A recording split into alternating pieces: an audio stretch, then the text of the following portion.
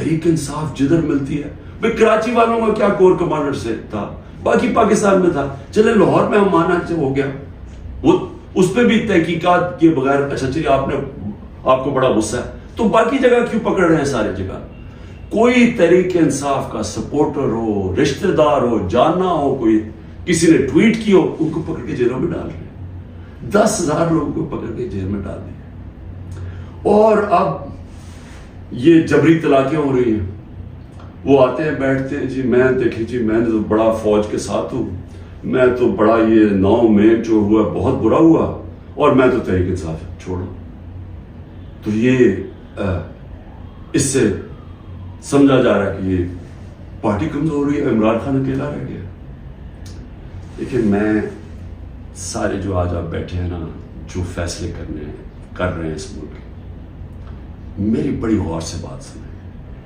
میں یہ جو آپ کے سامنے آیا ہوں, یہ کبھی جب میں کوشش کرتا ہوں کہ ڈائلاگ کی بات کرو, ہمارے سے کوئی بات چیت تو کر لے, ہم یہ بات کر کے مسئلے حل کر دیں. جس دن میں یہ کہتا ہوں اگلے دن اور سختی شروع ہو جاتی ہے, 2-3 اور FIR کاٹ دیتے ہیں, گھر میں آ جاتی ہے پولیس. کیونکہ سمجھتے یعنی کوئی ایک عجیب ذہن بیٹھے ہوئے, وہ سمجھتے ہیں کہ جو ڈائلاگ کرنا جا رہا ہو وہ اب اس کے گھٹنے کانپنے شروع ہو گئے ہیں, تو اس لیے آ کے اس کے اوپر تھوڑی اور سختی کرو تو بالکل بیٹھ جائے گا. دیکھیں یہ تو ہونے نہیں لگا. میں پھر سے آپ کو کہہ دوں کہ جب تک میرے میں سانس ہے, میں اس ملک کی حقیقی آزادی کے لیے تب تک پوری جدوجہد کرتا رہوں گا جب تک میں زندہ ہوں. لیکن مجھے اس وقت پاکستان کا خطرہ ہے, مجھے اپنی ملک کی فکر پڑ گئی ہے. اور جو لوگ مل کے یہ سب کچھ کر رہے ہیں, ان کو ملک کی فکر کیوں نہیں ہے؟ کیوں آج ہم مجھے یہ نہیں 308 روپے کا ہو گیا ڈالر اوپن مارکیٹ میں.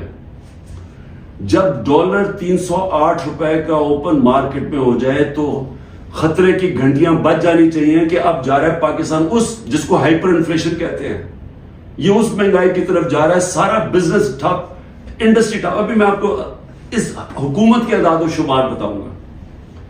تو ان کو کیوں نہیں فکر, یہ PDM والوں کو؟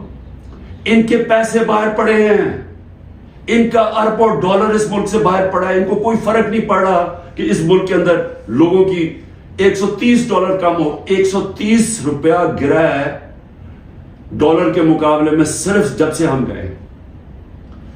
تو ان کو نہیں فکر پڑ رہی. وہاں لندن میں بیٹھ کے عاشیاں, بڑے بڑی گاڑیاں, بڑے بڑے ریسٹورنٹس میں بیٹھے ہوئے ہیں, شاپنگ ہو رہی ہے ہیرڈز میں, کیونکہ ڈالرز میں یا چوری کر کے پیسہ وہاں لے گئے. فکر ہر اس پاکستانی کو ہونی چاہیے جس کا جینا مرنا پاکستان میں ہے. میرے عمران خان کو جی ECL پہ ڈال دیا. شکر کو میں تو آپ کا شکریہ ادا کرتا ہوں. میں تو جانے نہیں چاہتا ملک سے باہر, کیونکہ میں نے کوئی باہر میرے پیسے بینک اکاؤنٹس کچھ نہیں پڑے ہوئے. مجھے تو یہ ملک سے پیار ہے. تو اس لیے ECL ان کو فرق پڑتا ہے جنہوں نے جائیدادیں ڈالرز میں رکھی ہوئی ہیں باہر, اور ان کو کوئی فرق نہیں پڑ رہا کہ ملک تباہی کی طرف جا رہے ہیں. ذرا آپ یہ صرف دیکھ لیں کہ جب ایک آدمی نے بند کمرے میں فیصلہ کیا کہ جناب عمران خان بہت ملک کے لیے تباہی کر رہا ہے اور میں اس کو بدل رہا ہے, اور اس نے جب گورنمنٹ گرائی, تو ذرا صرف میں اب آپ کو اس حکومت کے اعداد و شمار ہے. ہمارے پاس جو فورن ایکسچینج ریزروز تھے, یاد رکھیں روپیہ مضبوط رہتا ہے جب آپ کے ریزروز اوپر ہو. 16.2 ارب ڈالر, آج وہ ہیں 4.5 ارب ڈالر. منفی 72% ہمارا فورن ایکسچینج گرا. ایکسپورٹس 13% گری ہے. ریمیٹنسز جو باہر سے پاکستانی ڈالر بھیجتے تھے وہ 13% گرے. یاد رکھیں یہ ہر سال ہمارے بڑھتے جا رہے تھے, ہر سال پچھلے سال سے زیادہ ہوتی تھی ہماری ایکسپورٹس بھی, ریمیٹنسز بھی, ڈالر زیادہ آ رہا تھا. اب جب سے یہ آئے ہیں 13% دونوں نیچے چلی گئی ہے بجائے اوپر جانے کے. اس کا مطلب ڈالر کم آ رہے ہیں پاکستان میں, قرضے بڑھتے جا رہے ہیں, ڈالر کم آ رہے ہیں, اور ہم نے قسطیں بھی دے دی. ٹیکسٹائل ایکسپورٹ جو ہماری سب سے بڑی ایکسپورٹ ہے, منفی 14% گر چکی ہے. انٹرسٹ ریٹ, اب بزنس کام کون کرے گا؟ ہم جب تھے 9.8 تھا, آج 21% ہے ہمارا سود. ہمارا جو ایکسچینج ریٹ ہے آفیشل 180 کر لیں, ہمارا تھا جب ہم گئے 180 روپے ڈالر تھا. آج 287 روپے ڈالر آفیشل ریٹ ہے اور 308 پہ پہنچ گیا ہے اوپن مارکیٹ میں. مہنگائی کے اوپر بڑا شور مچا تھا. 12.7% تھی ہماری کنزیومر پرائس انڈیکس. مہنگائی کی دو ہوتی ہیں قسمیں. ایک جس کو کہتے ہیں کنزیومر پرائس انڈیکس جو سی پی آئی ہوتی ہے, وہ 12.7 تھی. آج 36.4% ہے. پاکستان کی تاریخ کی سب سے بڑی مہنگائی. لیکن اس سے زیادہ خطرناک جو سینسٹیو پرائس انڈیکس ہے وہ 14.2 ہمارے دور میں تھی. آج وہ پاکستان میں 42.1% ہے.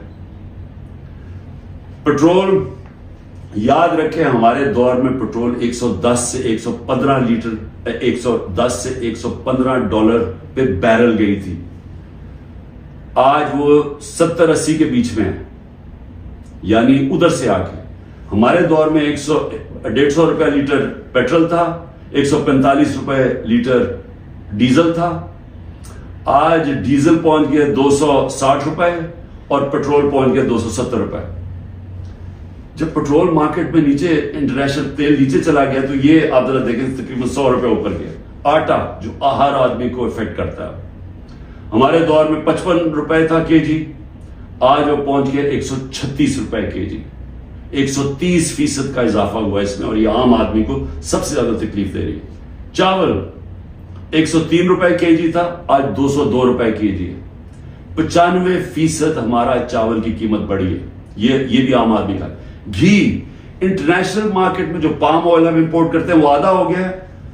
آج ہمارے دور میں 468 روپے کے جی تھا, آج 603 روپے کے جی ہے, جبکہ آدھا ہو گیا انٹرنیشنل مارکیٹ میں.